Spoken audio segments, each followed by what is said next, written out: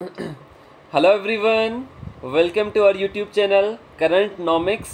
मैं हूं अभिषेक जैन और आज हम डिस्कस करने वाले हैं यूरोप मैपिंग का पार्ट 1। अभी तक हम साउथ अमेरिका, नॉर्थ अमेरिका और अफ्रीकन कॉन्टिनेंट को थोरोली डिस्कस कर चुके हैं। पूरा का पूरा ओल्ड एनसीईआरटीज़ जो लैंड एंड पीपल के नाम से आती है उसका होलिस्टिक कवरेज हम यहाँ पर करा रहे हैं। तो आइए हम स्टार्ट करते हैं ऑब्जेक्टिव क्वेश्चंस के साथ। तो आज का हमारा फर्स्ट क्वेश्चन है, इन सब के आंसर आपको कमेंट बॉक्स में देने हैं। ये सारे के सारे questions previous year papers UPSC, RPSC और डिफरेंट स्टेट पीसीएस के माध्यम से पूछे जा चुके हैं। तो क्वेश्चन है आपके सामने, एक साइड में आपको माउंटेन्स मिलेंगे, दूसरी साइड में गिवन है ये माउंटेन्स कौन कौन सी कंट्रीज़ के बीच में बॉर्डर बनाते हैं या कौन कौन सी कंट्रीज़ के बीच में लाई करते हैं। फर्स्ट माउंटेन है आपका आल्प्स माउंटेन, सामने लिखा हुआ है फ्रांस एंड इटली। सेकंड है आपका जूरा माउंटेन्स, सामने लिखा हुआ है फ्रांस एंड स्विट्ज़रलैंड। थर्ड है आपका वोस्गेस माउंटेन्स, सामने लिखा हुआ है France and Germany. And fourth है आपका पिरेनीज माउंटेन, साथ में लिखा हुआ है आपका फ्रांस एंड स्पेन। आपको बताना है निम्न में से कौन सा कथन सत्य है। ठीक है, तो करेक्ट आपको यहाँ पर बताना है। ऑप्शंस आपके सामने गिवन है। ज़्यादा से ज़्यादा स्टूडेंट्स कमेंट बॉक्स में आंसर करेंगे। साथ में आपकी हेल्प के लिए यहाँ पर हमने मैप भी बनाया है जहाँ पर आप सारे के सारे माउंटेन्स को देख सकते हो। ठीक है, इन सब के आंसर्स भी हमारे द्वारा प्रोवाइड करवा दिए जाएंगे, बट उससे पहले आपको सारे के सारे क्वेश्चंस अटेम्प्ट करने हैं। ठीक है, नेक्स्ट क्वेश्चन आप देखो, ये क्वेश्चन है यूरोप कॉन्टिनेंट की इंपॉर्टेंट रिवर्स हैं। एक साइड में लिखा हुआ है रिवर्स एंड दूसरी साइड में लिखा हुआ है ये रिवर्स कौन से सी के अंदर ड्रेन करती है या कहाँ पर जाकर गिरती है। फर्स्ट रिवर है वोल्गा रिवर, सामने लिखा हुआ है ब्लैक सी। सेकंड है पो रिवर, सामने लिखा हुआ है कैस्पियन सी। थर्ड है राइन रिवर, सामने लिखा हुआ है Adriatic Sea. And fourth one is Danube river, साथ में लिखा हुआ है नॉर्थ सी। आपको बताना है, सबको मैच करना है। आपको ऑप्शंस अवेलेबल है, सारी की सारी रिवर्स भी मैप के माध्यम से हमने दिखा दी है। सब लोगों को आंसर देना है। तो this is our question number 2। ठीक है, नेक्स्ट क्वेश्चन पे आप आ जाइए, क्वेश्चन नंबर 3। ये थोड़ा सिंपल क्वेश्चन है, सब लोगों को पता होना चाहिए इसके बारे में। Which of the following countries of the Europe are known as Baltic states. निम्न में से यूरोप के कौन से देशों को बाल्टिक स्टेट्स के नाम से जाना जाता है या बाल्टिक देश के नाम से जाना जाता है। ऑप्शन है आपके लिए, पहला लातविया, लिथुआनिया और एस्टोनिया। चारों ऑप्शंस आपके लिए अवेलेबल है। कंट्रीज़ भी आप यहाँ पर देख सकते हो, this is one is Latvia, this one is Lithuania and this one is Estonia. ठीक है, आपको बताना है कौन सी कंट्रीज़ बाल्टिक देशों के नाम से जानी जाती है। कमेंट करके आंसर बताइएगा। ठीक है, नेक्स्ट आ जाइए, क्वेश्चन नंबर 4। ये आप देखोगे ये भी यूरोप में काफ़ी इंपॉर्टेंट है, क्योंकि यूरोप क्या है, पेनिनसुला। और पेनिनसुला का मतलब होता है जिसके ऑलमोस्ट चारों साइड में आपको क्या मिलेगा, वाटर मिलेगा। एक थोड़ा सा पार्ट मिलेगा जहाँ से वो किसी दूसरे कॉन्टिनेंट से स्थल भाग से या लैंड के माध्यम से जुड़ पाएगा। जैसे आपने देखा होगा यूरोप लैंड के माध्यम से किससे कनेक्ट होता है, रशिया वाले पार्ट से या हमारे एशिया वाले पार्ट में। और देखोगे आप मोस्टली चारों तरफ आपको यूरोप के अंदर क्या मिलेगी, वाटर बॉडीज़ मिलेगी। ठीक है, तो यहाँ पर आपको बताना है, मैच करना है। इंग्लिश चैनल के सामने लिखा हुआ है ये किन किन कंट्रीज़ के बीच में है या किन किन कंट्रीज़ के साथ में लाई करता है। सामने लिखा हुआ है France and Britain. Bay of Biscay, यहाँ पर आप देख सकते हो बे ऑफ बिस्के, ये किसके किसके बीच में यहाँ पर लिखा हुआ है, Morocco and Spain. Gibraltar straight, यहाँ पर आप देख सकते हो ये किसके बीच में लिखा हुआ है, फ्रांस एंड स्पेन। तो आपको बताना है निम्न में से कौन सा कथन सत्य है, मैच करना है आपको यहाँ पर। ठीक है, सब लोग आंसर करेंगे। काफ़ी इंपॉर्टेंट क्वेश्चन है। जो भी रिवर यहाँ की वाटर बॉडीज़ है, चाहे वो आपकी खाड़ी हो, चाहे आपकी जल संधि हो, चाहे आपके सागर हो, चाहे आपके महासागर हो। ठीक है, नेक्स्ट क्वेश्चन पे आ जाइए, क्वेश्चन नंबर 5। क्वेश्चन नंबर 5 भी इंपॉर्टेंट है। Which of the following countries of the Europe are categorised as the low countries of the world. आपको बताना है निम्न में से कौन से यूरोपियन देशों को लो कंट्रीज के नाम से जाना जाता है। आपको लिखा हुआ है यहाँ पर बेल्जियम, नीदरलैंड और लग्जमबर्ग। अब आपको बताना है, यहाँ पर लोकेशन भी आप देख सकते हो, this one is Belgium, this one is Netherland and this one is आपका लग्जमबर्ग। ठीक है, तो बताना है निम्न में से कौन से देशों को लो कंट्रीज़ के नाम से जाना जाता है। इस आगे वीडियो में आप देखोगे आपको ये भी पता लगेगा इनको लो कंट्रीज़ क्यों बोला जाता है। हर एक चीज़ का एक रीज़न होता है, वो आपको वीडियो के माध्यम से यहाँ पर प्रोवाइड करवा दिया जाएगा। अब देखो, तो ये आपके 5 क्वेश्चंस थे, सबको अटेम्प्ट करने हैं, आंसर्स कमेंट बॉक्स में प्रोवाइड करवाने हैं। अब स्टार्ट करते हैं हम हमारा यूरोप कॉन्टिनेंट का बेसिक्स वाला पार्ट। देखो, अब जब आप बेसिक्स वाले पार्ट की स्टडी करते हो तो सबसे पहले हम क्या देखते हैं, उसके लैटिट्यूड या लॉन्गिट्यूड के बारे में हम देखते हैं। तो अभी तक हमने जितने भी कॉन्टिनेंट्स देखे थे उनका कुछ ना कुछ हिस्सा आपको ट्रॉपिक ऑफ कैंसर और ट्रॉपिक ऑफ कैप्रिकॉर्न के बीच में देखने को मिला था। मतलब उन महाद्वीपों का कुछ ना कुछ पार्ट कर्क रेखा और मकर रेखा के मध्य आता ही था। चाहे आपने साउथ अमेरिका देखा, आप देख सकते हो,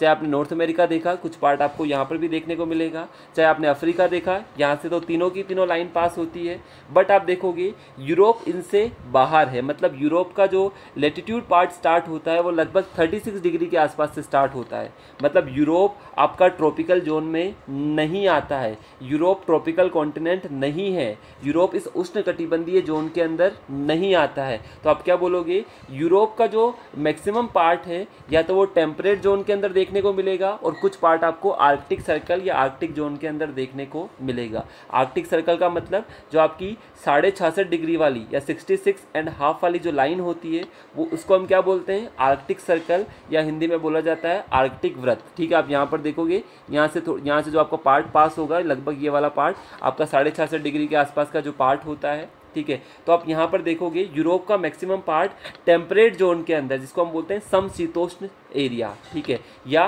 कुछ पार्ट आर्कटिक सर्कल के अंदर लाई करेगा। तो आप देखोगे यहाँ का जो क्लाइमेट होगा, क्योंकि आपने नाम सुना होगा मेडिटेरियन क्लाइमेट के बारे में या भूमध्य जलवायु के बारे में, वो भी यहाँ पर आपको देखने को मिलेगी। आर्कटिक जलवायु भी आपको यहाँ पर देखने को मिलेगी। तो यहाँ से आपको पहला आइडिया लगेगा कि ये रीजन में किस टाइप का क्लाइमेट देखा जा सकता है, किस टाइप की यहाँ पर एग्रीकल्चर होगी। ठीक है, साथ में यूरोप एक काफ़ी समृद्ध कॉन्टिनेंट माना जाता है। ठीक है, यूरोप में लोग भी काफ़ी सारे हैं और काफ़ी समृद्ध कॉन्टिनेंट ये माना जाता है। साथ में आप देखोगे एरिया वाइज यूरोप काफ़ी छोटा है। अगर एरिया वाइज में बात करूं तो 6 नंबर पर आता है। आपकी जो 7 कॉन्टिनेंट्स है तो एरिया वाइज यूरोप 6 नंबर पर आता है। लेकिन अगर पॉपुलेशन के हिसाब से आप बात करो, आप यहाँ की प्रॉस्पेरिटी या समृद्धता के हिसाब से बात करो, यूरोप काफ़ी महत्वपूर्ण कॉन्टिनेंट यहाँ पर जाना जाता है। साथ में आप देखोगे जो यूरोपियन कॉन्टिनेंट है इसको क्या बोला जाता है, पेनिनसुला। पेनिनसुला का मतलब मैंने अभी आपको बताया, जिसके ऑलमोस्ट चारों साइड में आपको क्या मिलेगा, वाटर मिलेगा। एक थोड़ी सी स्ट्रेच यहाँ पर आप मिलेगी जिससे किसको कनेक्ट होता है, स्थल वाले भूभाग को कनेक्ट होता है। जैसे यहाँ पर आपने देखा एशिया के थ्रू कनेक्ट होता है, यहाँ पर आपने देखा एशिया के थ्रू कनेक्ट होता है। अदरवाइज आप देखोगे चारों तरफ मोस्टली आपको वाटर बॉडीज यहाँ पर आपको देखने को मिलेगी। तो यूरोप को क्या बोला जाता है, लैंड ऑफ पेनिनसुला। यूरोप को क्या बोला जाता है, प्रायद्वीपों का एक भूभाग बोला जाता है, या प्रायद्वीपों की भूमि भी यूरोप को यहाँ पर बोला जाता है। ठीक है, अब हम आगे बात करते हैं। यूरोप का फिजिकल स्ट्रक्चर देखोगे तो देखो अब हम कैसे स्टडी करेंगे। सबसे पहले हम स्टडी करेंगे यूरोप के चारों तरफ जो आपको वाटर बॉडीज़ मिलती है, सबसे पहले हम उनकी स्टडी करेंगे, कौन कौन सी वाटर बॉडीज़ यूरोप को सराउंड करती है। ठीक है, देन हम यहाँ की कंट्रीज़ के बारे में बात करेंगे। तो 1 बाय 1 हम डिस्कस करते हैं। ठीक है, तो आप देखो सबसे पहले हम बात करते हैं यूरोप की वाटर बॉडीज़ के बारे में। अगर मैं बात करूँ, मैं नॉर्थ से स्टार्ट करता हूँ, तो नॉर्थ का जो आपको रीजन देखने को मिलेगा वो वाला कौन सा रीजन मिलेगा आपको, आर्कटिक वाला। ठीक है, कौन सा रीजन मिलेगा, आर्कटिक ओशियन का या आर्कटिक महासागर वाला पार्ट आपको कहाँ पर मिलेगा, नॉर्थ में, यूरोप के नॉर्थ वाले पार्ट के अंदर। अब आप देखो, अगर आप बात करोगे यूरोप के वेस्ट वाले पार्ट के अंदर, यहाँ पर भी आपको एक महासागर मिलेगा जिसका नाम है अटलांटिक महासागर। साथ में अगर आप देखोगे छोटी छोटी वाटर बॉडीज़, नॉर्थ में आप देखोगे जैसे आपको यहाँ पर गल्फ ऑफ बोथनिया दिखाई देगा, बाल्टिक सी आपको यहाँ पर दिखाई देगा। देन आप नीचे आओगे तो आपको नॉर्थ सी यहाँ पर दिखाई देगा। देन आप वेस्ट के अंदर आओगे तो आपको यहाँ पर देखने को मिलेगा इंग्लिश चैनल वाला पार्ट, यहाँ पर आपको बे ऑफ बिस्के वाला पार्ट। ठीक है, तो आपने कवर किया नॉर्थ में सबसे बड़ी water body Arctic Ocean, then आपका वेस्ट में कौन सा मिलेगा, अटलांटिक ओशियन। देन आप अगर साउथ में आते हो तो साउथ में आपको क्या मिलेगा, आपका मेडिटेरेनियन सी, जिसको हम भूमध्य सागर के नाम से जानते हैं। ठीक है, तो इसका साउथ वाला पार्ट कौन सा मिला आपको, भूमध्य सागर वाला पार्ट। ठीक है, उसके अलावा यहाँ पर देखोगे आप अटलांटिक सी से अगर आपको भूमध्य सागर के अंदर कनेक्ट होता है तो आपको एक जल संधि मिलती है जिसको हम क्या बोलते हैं, जिब्राल्टर स्ट्रेट, जो किसको अलग करती है, स्पेन वाले पार्ट को, जो अफ्रीका का मोरक्को वाला पार्ट है उससे अलग करती है। मैंने आपको अलग से जो एक वीडियो बनाया था जहाँ पर सारी की सारी जल संधियाँ डिस्कस की थी, वहाँ पर भी आप सारी की सारी जल संधियाँ देख सकते हैं। मैंने आपको बताया था जिब्राल्टर जल संधि अटलांटिक ओशियन को, जो आपका मेडिटेरेनियन सी है या भूमध्य सागर है, उससे कनेक्ट करती है। स्पेन को मोरक्को वाले पार्ट से। तो ये दो कॉन्टिनेंट को भी अलग करती है, यूरोप को अफ्रीका से भी ये अलग करने का काम करती है, ठीक है। अब आप यहाँ पर देखोगे इस साइड में भी आपको काफ़ी सारे एड्रियाटिक सी देखने को मिलेगा, या यहाँ पर एड्रियाटिक सी, या आपका आयोनियन सी, यहाँ आपका एजेंट सी, उसके बाद ये आपका ब्लैक सी वाला पार्ट, या आपका सी ऑफ अजो वाला पार्ट, ठीक है, कैस्पियन सी वाला पार्ट। तो यूरोप के अंदर चारों तरफ आपको वाटर बॉडीज़ मिलेगी। लेकिन अगर आप यूरोप का ईस्ट वाला पार्ट देखोगे तो आपने देखा होगा रशिया को हम क्या बोलते हैं, यूरेशियन रीजन। ध्यान से समझना, रशिया का कुछ पार्ट तो लाई करता है आपका यूरोप के अंदर, कुछ पार्ट लाई करता है आपका एशिया के अंदर। रशिया की जो कैपिटल है मॉस्को, ये कौन से रीजन में लाई करती है, यूरोप वाले रीजन के अंदर लाई करती है। तो आप देखोगे रशिया का कुछ पार्ट आपको मिलेगा यूरोप के अंदर, कुछ पार्ट मिलेगा आपको एशिया के अंदर। तो इसको यूरेशियन रीजन भी बोला जाता है। यूरेशियन का मतलब यूरोप प्लस एशिया दोनों का मिक्सचर, ठीक है। साथ में आप देखोगे, देखना यहाँ पर एक और चीज़ आप देखना, जब आप बात करोगे यहाँ पर आपको काफ़ी सारी कंट्रीज़ यहाँ पर दिखाई देगी। तो एक चीज़ यहाँ पर आप गौर करना, अगर मैं बात कर रहा हूँ इस वाले पार्ट की, तो इस वाले पार्ट के अंदर आप देखोगे जो सबसे इम्पोर्टेंट चीज़ है जहाँ पर हम बात करते हैं सबसे पहले एशिया और यूरोप की, ठीक है। एक चीज़ ध्यान से सुनना, जो आपका यूरेशियन कॉन्टिनेंट है इसी को एक ही कॉन्टिनेंट बोला जाता था। यूरोप और एशिया पहले क्या था, एक ही कॉन्टिनेंट के नाम से जाना जाता था। बाद में ये सेपरेट कॉन्टिनेंट हो गए, ठीक है। दोनों का कल्चर अलग है, दोनों का क्लाइमेट अलग है। तो बेसिकली आपका यूरोप अलग है और एशिया अलग है, बट ये दोनों पहले क्या था, एक जॉइंट कॉन्टिनेंट के नाम से जाना जाता था। कई बार यहाँ से क्वेश्चन बनता है कि कौन कौन से माउंटेन्स है, या कौन कौन से ओशंस है, या कौन कौन सी वाटर बॉडीज़ है जो किसको अलग करती है, यूरोप को एशिया वाले कॉन्टिनेंट से अलग करती है, ठीक है। तो सबसे इंपॉर्टेंट आते हैं आपके यूरल माउंटेन्स, ठीक है। यूरल माउंटेन्स या यूराल पर्वत किसके बीच की सीमा बनाते हैं, आपके एशिया और यूरोप के बीच की सीमा बनाते हैं। ये आर्कटिक वाले पार्ट से स्टार्ट होते हैं। यहाँ से आपने देखा होगा एक रिवर भी निकलती है, काफ़ी इंपॉर्टेंट रिवर है, वोल्गा रिवर हुआ, आपका यूराल रिवर हुआ। तो बेसिकली नीचे वाले पार्ट तक, नीचे आपका आ जाएगा कैस्पियन सी वाला पार्ट। मैंने आपको ये भी सिखाया था कि कैस्पियन सी की बॉर्डरिंग कंट्रीज़ कौन कौन सी है, कौन कौन सी कंट्रीज़ कैस्पियन सी को सीमा बनाती है। एक ट्रिक मैंने आपको बताई थी जिसका नाम था एयर टिकट। क्या नाम था, एयर टिकट, ठीक है। क्या ट्रिक थी आपकी, एयर टिकट। एयर टिकट का मतलब क्या हुआ, आपको 5 कंट्रीज़ आपकी कैस्पियन सी की सीमा बनाती है। जब आप किसके लिए जाते हैं, जब आप एरोप्लेन में जाते हैं तो आपको टिकट लेना पड़ता है, तो एयर टिकट। ए से आपका अजरबैजान, आई से आपका ईरान, आर से आपका रशिया, टी से आपका तुर्कमेनिस्तान और के से आपका कजाकिस्तान। ये 5 कंट्रीज़ है जो किसको सीमा बनाती है, कैस्पियन सी को। तो आप देखोगे इसके अंदर जो अजरबैजान वाला पार्ट है वो किसका पार्ट है, यूरोप वाला पार्ट है, ठीक है। रशिया वाला पार्ट आपका यूरोप वाला पार्ट है, जबकि ईरान आपका, ठीक है, आपका जो तुर्कमेनिस्तान वाला पार्ट और कजाकिस्तान वाला पार्ट ये किस में चला जाएगा, आपका एशिया के अंदर यहाँ पर चला जाएगा। तो पहली चीज़ आपको ध्यान रखनी है, आपके यूराल पर्वत हो गए, ठीक है। उसके बाद नीचे आपके कॉकेसस माउंटेन्स हो गए, आपका कैस्पियन सी हो गया, नीचे आपका ब्लैक सी हो गया। तो आप देखोगे ये सारे के सारे किसकी सीमा बनाते हैं, आपका एशिया को यूरोप से अलग करते हैं। तो आप ब्लैक सी, कॉकेसस पर्वत, कैस्पियन सी, यूराल माउंटेन्स, ये सब कहाँ पर है, आपके बॉर्डर पर है, आपके एशिया और यूरोप वाले पार्ट पर, ठीक है। तो ये भी आपको यहाँ पर समझना है। अब देखो आगे एक और चीज़ यहाँ पर समझो आप, ठीक है। यहाँ पर आप देखोगे, अब मैंने अभी आपको नॉर्थ की बात की थी, ठीक है। अभी तक हम इंडिविजुअल चीज़ों पर नहीं जा रहे, अभी तक हम इसका सुपरफिशियल ओवरव्यू यहाँ पर कवर कर रहे हैं। देन हम धीरे धीरे इसके अंदर वाले पार्ट पर, रिवर्स पर, माउंटेन्स पर 1 बाय 1 डिस्कस करेंगे, बट फर्स्ट हमें ओवरव्यू इसका समझना होगा। अगर आप नॉर्थ वाला पार्ट देखोगे तो मैंने आपको बोला था नॉर्थ वाले पार्ट को क्या बोला जाता है, स्कैंडिनेवियन पेनिनसुला। मैंने आपको क्या बोला, यूरोप क्या है, एक पेनिनसुला है, और इस पेनिनसुला के अंदर भी काफ़ी सारे पेनिनसुला मिलेंगे, जैसे कि आपका स्कैंडिनेवियन पेनिनसुला। यहाँ पर आपको कंट्रीज़ देखने को मिलेगी, आपका आइसलैंड, आपका नॉर्वे, आपका डेनमार्क, आपका स्वीडन और आपका फिनलैंड। ये स्कैंडिनेवियन कंट्रीज़ के नाम से जानी जाती है, क्योंकि ये कहाँ पर लाई करती है, स्कैंडिनेवियन पेनिनसुला के आसपास के रीजन में लाई करती है। तो इन सब कंट्रीज़ को क्या बोलते हैं, स्कैंडिनेवियन पेनिनसुलन कंट्रीज़, ठीक है। दूसरा आपने नाम सुना होगा आइबेरियन पेनिनसुला, वो भी यहाँ पर स्थित है। आपने नाम सुना होगा बाल्कन पेनिनसुला या बाल्कन कंट्रीज़, वो भी आपको यहाँ पर देखने को मिलेगी। तो यूरोप क्या है, यूरोप खुद एक पेनिनसुला है, और इस पेनिनसुला के अंदर भी काफ़ी सारे आपको पेनिनसुला देखने को मिलेंगे या काफ़ी सारे प्रायद्वीप देखने को मिलेंगे। जैसे एक और चीज़ आपको यहाँ पर ध्यान रखनी है, ठीक है। इस पेनिनसुला के बाद अगर आप देखोगे यूरोप के अंदर, आपको ये पता होना चाहिए कि बेसिकली पहले रशिया वगैरह जो पहले कंट्रीज़ थी, यूएसएसआर के अंदर कितनी कंट्रीज़ आती थी 1991 से पहले।